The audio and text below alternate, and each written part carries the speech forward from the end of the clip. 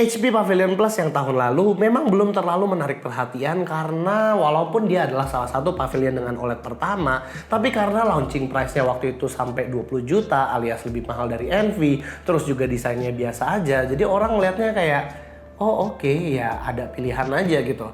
Tapi untuk yang tahun ini itu berbeda. HP nge-redesign lagi Pavilion Plus-nya mereka, terus juga sekarang iGPU-nya itu lebih powerful, tetap mempertahankan OLED-nya, dan sekarang launching price-nya menjadi murah.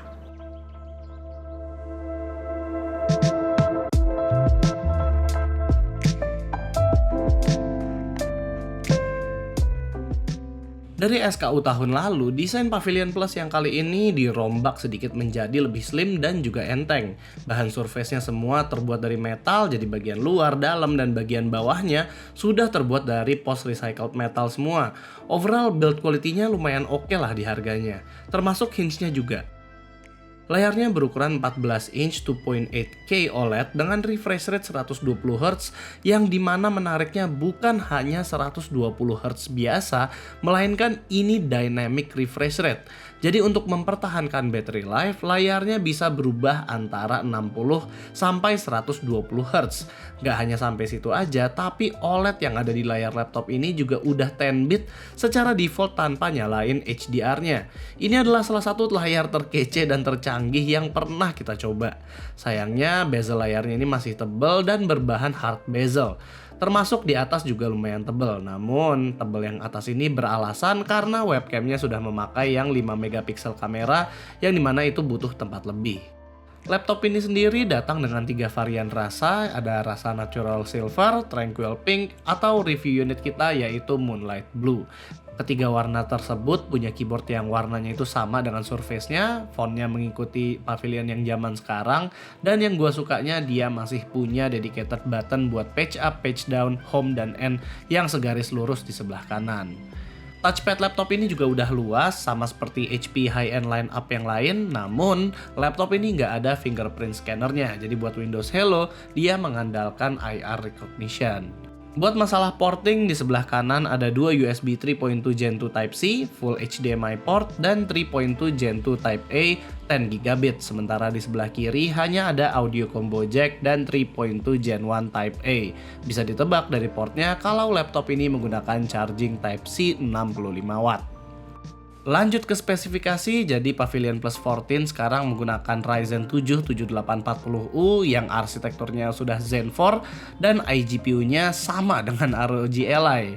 Didampingi juga dengan 16GB RAM LPDDR5X super kenceng dan ditaruh dekat dengan CPU agar data transfernya juga lebih cepat.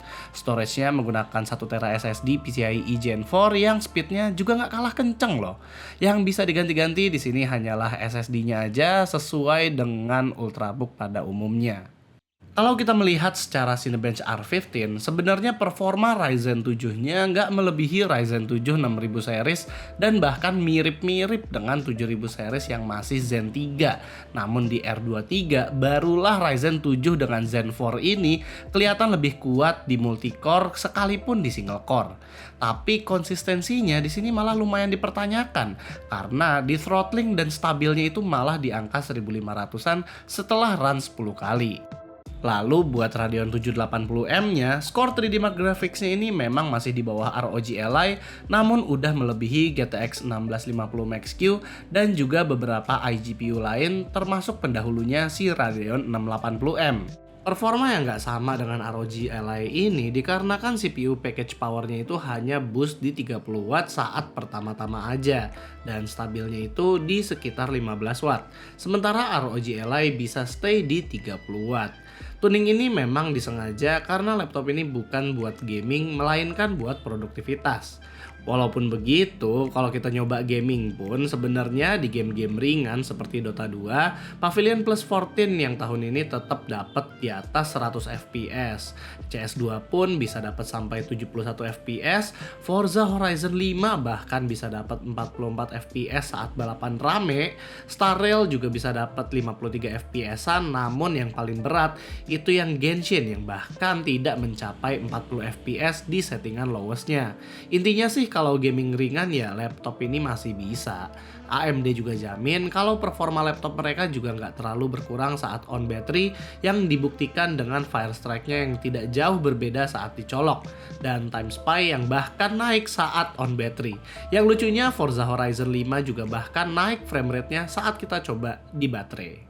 Laptop ini buat dipakai video editing ringan atau content creating juga lumayan enak karena color gambutnya sudah mentok kanan dan kita bisa ganti display profilnya entah ke sRGB atau DCI-P3 sesuai dengan kebutuhan. Exporting video 4K 5 menit 8-bit juga masih termasuk singkat, walaupun jangan yang berat-berat banget seperti 10-bit video. Kalau buat 3D design ya nggak kita rekomen lah laptop ini karena di harga segini udah banyak laptop gaming yang performanya itu lebih baik. Sistem pendinginnya menggunakan 2 fan dan 1 heat pipe. Kerennya dia menggunakan 2 fan yang berhadapannya itu lawan arah.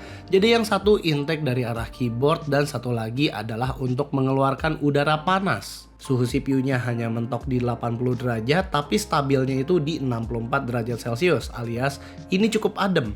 Surface-nya saat stress test di bagian WASD juga hanya mentok di 32A, namun di bagian backspace bisa sampai 44 derajat.